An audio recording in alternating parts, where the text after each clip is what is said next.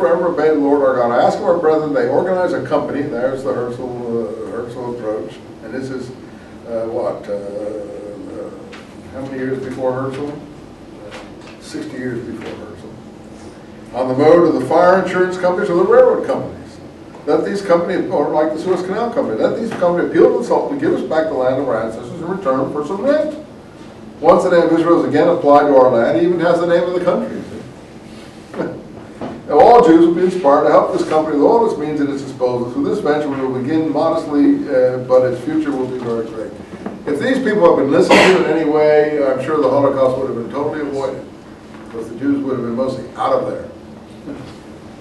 And all this problem that we're now seeing too in the Middle East would have been avoided for them too, because they would have basically come to an empty area. Sure, there would have been problems, but they would have been so powerful and so many of them that wouldn't have even been a question. The point is that these people were not the majority of Jews writing like this. These were just advanced thinkers.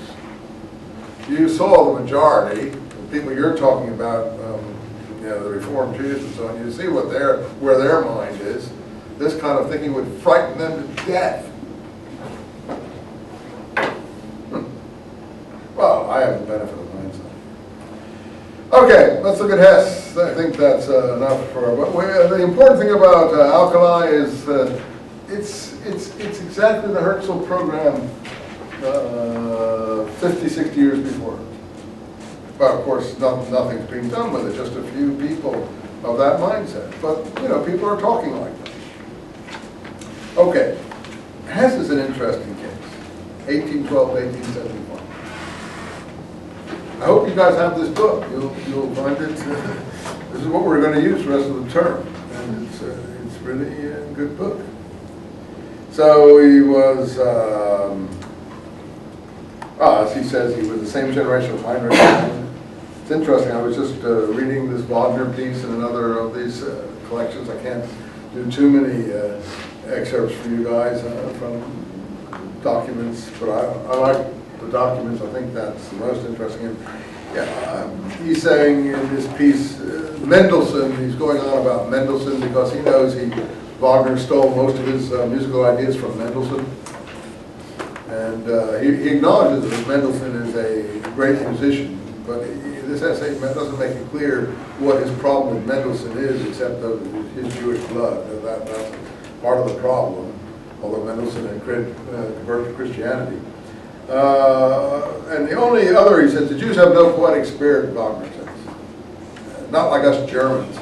And, the only poet they produced is Heinrich Heine.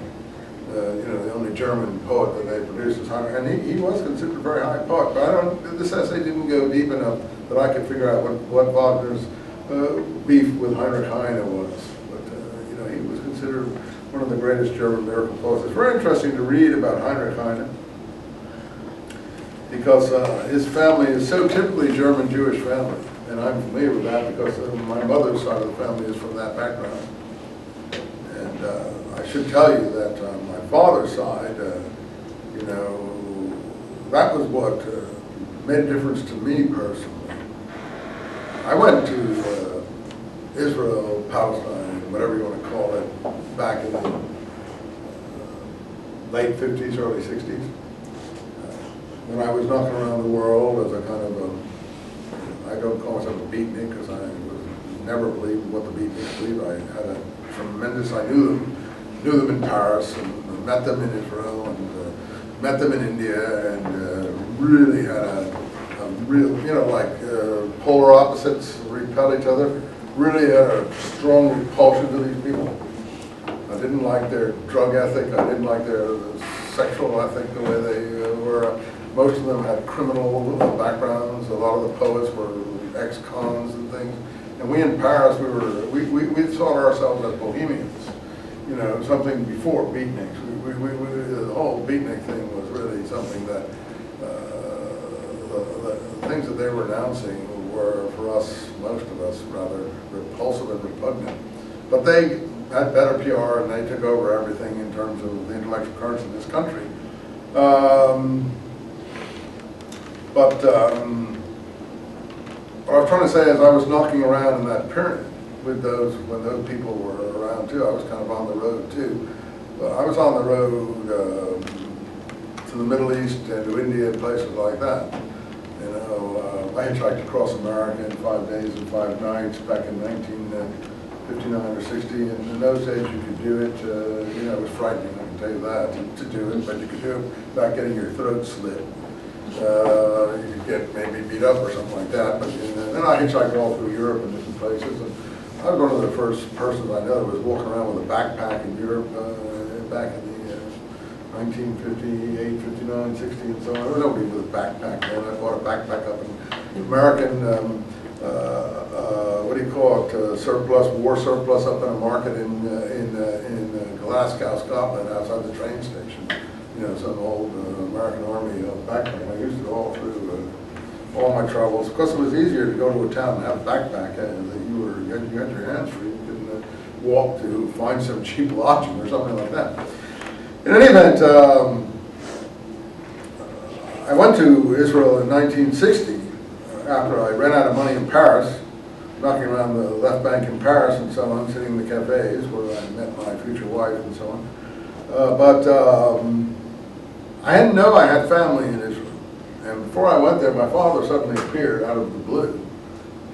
Said, oh, we've just come back. He was traveling, you know, he wasn't very wealthy, but he was trying to show that he was a big shot and stuff like that. And he was traveling around the world with a jet plane and stuff like that. It just come into the process. So he got a tour around the world. He could land in Tokyo and Hong Kong, and he stopped in Jerusalem. And then suddenly he admitted that in the 20s, his family from Jerusalem had come to America, but he never told my mother people about it, because my mother's people were German, Jewish, Reform sort of people, and they didn't, you know, wouldn't think anything of that. They would look down on that sort of thing. So he'd had this from us. He never mentioned it my whole youth. Only when I was like 22, 23, he told me, oh, that I had family in Jerusalem. So when I went to Jerusalem, you know, I was going anyway. I was going to work on it, so he told me. And I met him in England or someplace. He was just coming back, and I was on my way. And I went there. I went through Turkey and took a train through Yugoslavia for $20. Got a boat in Istanbul for $45, 6 days and 6 nights on a boat to Haifa, you know, and staying in youth hostels in Istanbul and stuff like that. There were ways of getting tickets, like you could buy the tickets in the Belgrade Railroad Station. If you changed your, you know, Belgrade, it was in the behind the Iron Curtain. And if you changed your money in Vienna, you could get, you know, a huge rate. So you could buy a ticket all the way to Istanbul for like $15 from Belgrade or something like that. I went all the way to India for $40 and stuff.